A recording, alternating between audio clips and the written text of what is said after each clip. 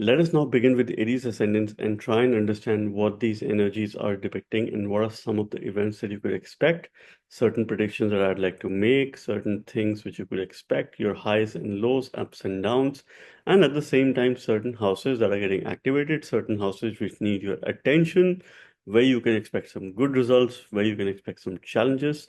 This is going to be the most unique video wherein I'm looking at Saturn, Jupiter, and Rahu Ketu's transit. I made a similar video in the year 2024 with the predictions for 2024, which received excellent reviews, and of course, it got very, very popular. And I'm sure it inspired a lot of other budding, upcoming, and very experienced astrologers as well, because I have heard from people that there are similar videos which now people are making, considering these three key transits in place. So I'm quite elated that, of course, the students of astrology are quite happy and, of course, are getting inspired. So in this video, I'm going to talk about Saturn's transit, Jupiter's transit, and Rahu Ketu's transit, the lunar nodes. Saturn is going to enter in Pisces towards the end of March. So firstly, for the first 3 months, Saturn continues to make a transit in your 11th house in the sign of Aquarius. So your 10th and 11th lord is in the sign of Aquarius. So in the initial 3 months, you still have an opportunity to fix your workplace related scenario or situation by your choice. Be prepared for any sort of change that is pertaining to your workplace. So there could be a change, there could be a shift of place. And of course, in this video, I'm going to talk about your career, your profession, a little bit in terms of relationship, doing a quick health check in terms of what you could expect, and from a wealth point of view as well, how the year looks like. So this is how I'm going to spread this video across. So Saturn in Pisces, it really encourages you to put yourself in spiritual practices, a lot of introspection, a deeper connection with your inner self, and of course, increasing your emotional intelligence, emotional awareness. See, the key for you is to become more self aware. Saturn is your 10th lord, the lord of your 10th house, your karmesha. It rules your profession, it rules your work. So, regardless, its transit in the 12th house is indicating that you have to spend a lot of time in increasing your self awareness pertaining to your workplace, increasing your awareness about other people as well. This could be your friends, this could be those people who are opposite to you. So you have a need of doing a SWOT analysis for yourself. Understand your key strengths, opportunity areas. What are some of those things where you need to improve, certain things that need more focus? And at the same time, what are certain threats that could be there for you? The more deeper you go, as far as introspection is concerned, as far as self-awareness is concerned, the key is to understand your strengths, which is pertaining to your skills, which is pertaining to your workplace, which are pertaining to your competencies, and how you could bring in the best of your abilities to navigate workplace related change, because change is inevitable as far as this particular year is concerned. For those people who are looking forward to moving outside of their homeland, as far as work related project is concerned, or movement for a longer period of time is concerned, this could be a particularly favorable transit if you work with people from different cultures or different parts of the world. In case you have a strongly disposed Jupiter in your chart, this period is going to favor you as far as some of these events are concerned or some of these things are concerned. So you're likely to get favors from those people who from a different culture. If you work in a multinational setup, this could be extremely, extremely favorable for you. These are the energies of Shani. These are the energies of Saturn, which you need to understand. So, it whichever house it transits, initially, it brings in a lot of coldness as far as matters related to that house is concerned. So you would feel a sense of isolation between between April through June. You could feel a sense of isolation because of these changes. You might want to isolate yourself, or you might want to introspect more, and you might want to be reserved. So this could have an impact on your relationship. So from a relationship point of view, this time period needs a lot of focus because Saturn's making a seventh aspect on your sixth house. So it is making a huge desire on matters pertaining to the sixth house, which is 12th from your seventh house. So your relationship needs a lot of focus. This is where Jupiter is going to bestow you. Jupiter is going to bless you as far as relationship matters are concerned because it has its fifth aspect on your seventh house. So from a career point of view, this particular transit, this particular year is quite certainly bringing a change. Okay, there is change that is coming, which is inevitable because Saturn is making a transit in your 12th house, Jupiter is making a transit in your third house. So these two planets are jointly aspecting your ninth house of journeys, long distance travel, higher spiritual education, fortune, and bhagya. So one thing is certain that bhagya is quite supportive. Change is inevitable. So from a movement perspective, from a journey perspective, if you want to settle abroad, and if this could be potentially a permanent settlement as well, this is quite a favorable year for you in case your Dasha Antardasha is supportive. You need to be change ready. You need to take care of your relationship. You need to have a sense of balance as far as your relationship is concerned. You do not need to isolate yourself when it comes to your partner. This is where you need to step into the situation and take things in your own hands. See, Saturn is aspecting your second house by its third as special aspect and your ninth house by its 10th special aspect. Okay, these are the aspects of growth. Saturn's drishti, third and 10th is upachaya drishti, which indicates growth. So you could expect growth pertaining to second house matters, which is family wealth. So you could have an increase in your family, you could have more focus towards your family, changes pertaining to your house, pertaining to your family. And this could also involve movement along with the family. Wealth related matters, you would need to do a lot of financial management because Saturn's aspecting your second house. Jupiter is aspecting your 11th house, where Rahu will be making a transit. So this is a time to do a lot of wealth management, right? So your second, 11th houses are pretty much active. Jupiter is going to ensure that it keeps Rahu under check. The time that it is making a transit in the sign of Gemini, it is going to ensure that it keeps Rahu under check. It keeps your desires under control. But this year calls for better financial management, better decisions as far as savings and investments are concerned. You are also likely to go through some sort of change in your eating habits or your dietary routine. This is where Saturn is going to compress or, of course, force you to bring in some discipline as far as these matters are concerned. So your 3 and 9 axis is pretty active. So let's talk about Jupiter here, okay, which is your ninth and the 12th lord, most important planet for you. It becomes your Bhagyesha. It is making a transit in your third house. Third house Jupiter is considered Maran Karak, or it is like a death-like position. All right. So Jupiter is losing its significance. So you will need a lot of focus as far as coping up with this change is concerned, a very conscious focus. But this is opening doors for learning. It will enhance your communication skills. So whichever house Jupiter is transiting, it is the largest planet, it expands the significance matters pertaining to that house. So it will expand communication, it will make you more engaging, it will make you involve yourself in conversations, and at the same time, it will make you more receptive towards learning. You need a mentor during this time. You need a guru, someone who could give you a guru upadesha, someone who you could look up to, someone who could be giving you a wise message or a wise advice, and that advice will not hurt you. So make sure that you reach out to these people. Make sure that you take the correct advice. See, this Jupiter is aspecting your seventh house. So from a relationship point of view, this is supporting. In case for those people who are looking forward to getting married, getting into a new relationship, and of course, taking things forward, this could be a potentially favorable time or a favorable year because third house Jupiter is going weak as far as its strength is concerned. But its aspects are very good because it is aspecting your seventh house of relationship, partnership, marriage, business. So, in case you have a business, you could expect some profits, you could expect some movement, you could expect some good changes. By its seventh aspect, it is aspecting your ninth house of Bhagya. And I've made a heart here because this is being aspected jointly by Jupiter and Saturn. So the double transit aspect is on your ninth house, which will need particular attention between May through October.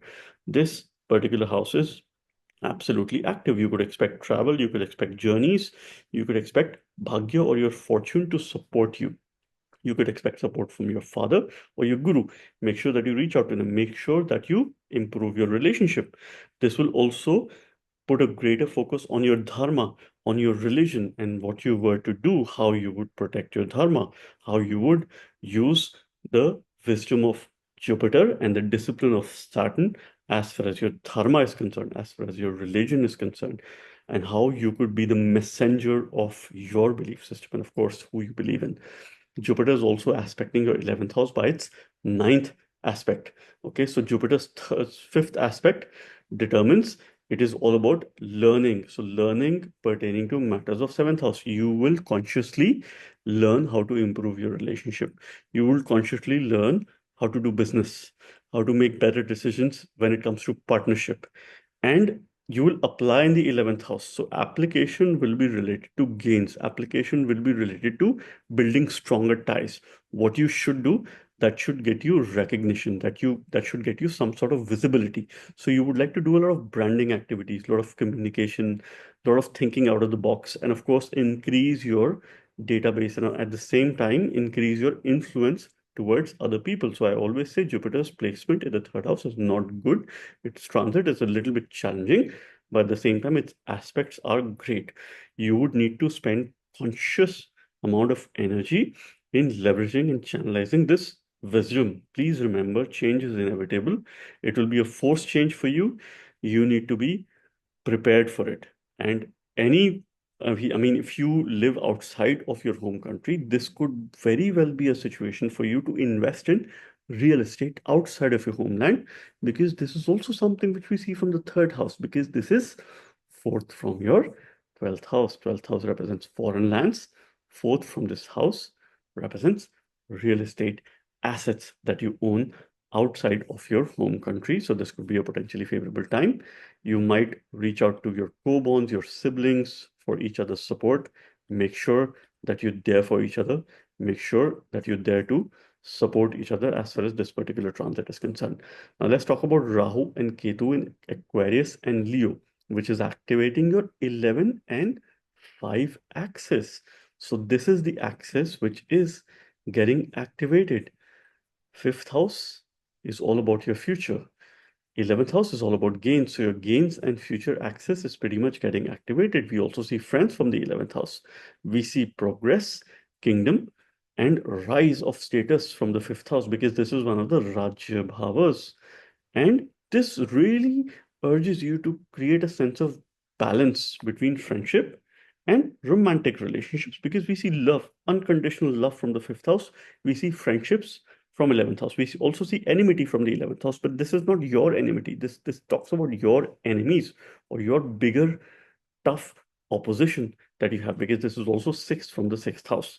It wants you to promote a sense of harmony and understanding as far as social interactions are concerned. So Rahu in the 11th house can make you a social butterfly.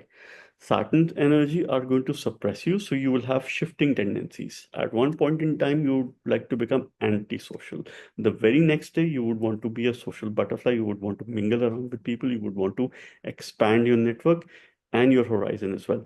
So this transit is particularly favorable for you as far as Rahu is concerned, because Rahu co-rules the sign of Aquarius, and it is making a transit in your 11th house itself, in its own sign of Aquarius. So you would need to have some sort of technical upskilling, some sort of technical development as far as your skill sets are concerned. So this is something which you could look forward to as far as this particular Rahu's transit is concerned. Ketu is your co-eighth lord. It rules your eighth lord of suddenness in life, sudden changes. So as far as future is concerned, be prepared for changes. There could be sudden changes. This will also increase your interest in Vedic sciences, in astrology, any other hidden subjects or sciences. It will make you more inclined towards these subjects. So make sure that you're spending your energies in learning more about Jyotish or Vedic Jyotish or sciences, or some sort of research related subjects, which could be quite good for you. So from a knowledge point of view, this is really supporting you. And when your ascendant Lord Mars, so Mars currently is transiting in the sign of Cancer. I mean, early next year it will be in Leo, and then of course mid of next year it will be in Leo, because Mars will have a prolongated transit as far as Cancer is concerned. Then it will go through these houses, and at the same time, when Rahu and Saturn will be there, Mars will come in contact with Rahu. Mars is also going to come in contact with Saturn, of course, through the year. So these will be triggering points for you. These will be important points for you. particularly when Mars is making a transit in the sign of Libra. This is some time which you need to think through. It will be bestowed by the fifth aspect of Jupiter. So this is going to be a very opportunistic time for you as far as relationship matters are concerned, as far as favors from opposite sex are concerned, and as far as personal transformation is concerned, because your decision making will be quite positive during that time when Mars is making a transit in Libra. Please check out those dates for you. These are some of the opportunity times for you as far as making some important decisions for 2025 is concerned. So Rahu does well in the 11th house in case you have a strongly disposed Saturn in your chart. So depending on its placement and the kind of dasha antardasha that you're running, Ketu from a node's point of view is not considered very auspicious as far as fifth house or ninth house or first house is concerned, because these are trinal houses. The remedy here is in Jupiter. So we chant mantras related to Jupiter. Worship Lord Shiva. Use the mantra Om Namo Bhagavate Sadashivaya to strengthen and channelize this Ketu, or you could use the simple mantra Om Guruve Namah. So the remedy here lies in Jupiter and also Sun. So you need to check Sun's placement in your chart, which is your fifth lord, and that is how it would determine how this Ketu's transit for you in the sign of Leo. Ketu generally does very well in Leo because it's a fiery planet. It has a lot of fire and it's in a fire sign. So you will have a lot of aggressive energies. You need to channelize those aggressive energies appropriately. You need mantras to calm these energies, to tame these energies of Ketu, and at the same time, how you could channel for the best of your future. So this is how 2025 energies look for you, right? So once again, Saturn, your 10th, 11th lord making a transit into 12th house. Expect changes as far as friends-related matters are concerned, your recognition, your workplace. Jupiter, your 9th and 12th lord house, makes a transit in the third house. Expect start of a journey, starting something new, focusing a lot on communication, improving relationship with your siblings, and of course, a lot more extra efforts that you would need to protect the significations of Jupiter. Rahu and Ketu are activating your 11th and 5th cycle, which is the axis, which is pretty prominent and pretty beneficial as far as gains or material life is concerned, particularly between May through October when Jupiter is keeping this Rahu under check. And of course, it will expand some of those significations. One thing that you have to be mindful of is any illegitimate ways or means of making money, or there's no shortcut to success. So be honest, be ethical. This is the test of your ethics during this time. So do not lose on it. Otherwise, there could be severe consequences. You will have expansion to third house matters, which is your efforts, communication. The more efforts you put, and of course, you will have results. Learning is related to your business, application to your 11th house. Saturn is certainly focusing a lot as far as family and wealth matters are concerned. And at the same time, your Bhagya is being supported during this time by the double transit of Jupiter and Saturn. And I wish you a very amazing and a blessed 2025. This is the year of your Ascendant Lord. This is the year of Mars. And I hope this is a Mangalya period for you. And may Mangal bless you in the year 2025. This is a prominent year for you. This is the year of change. My best wishes. God bless you.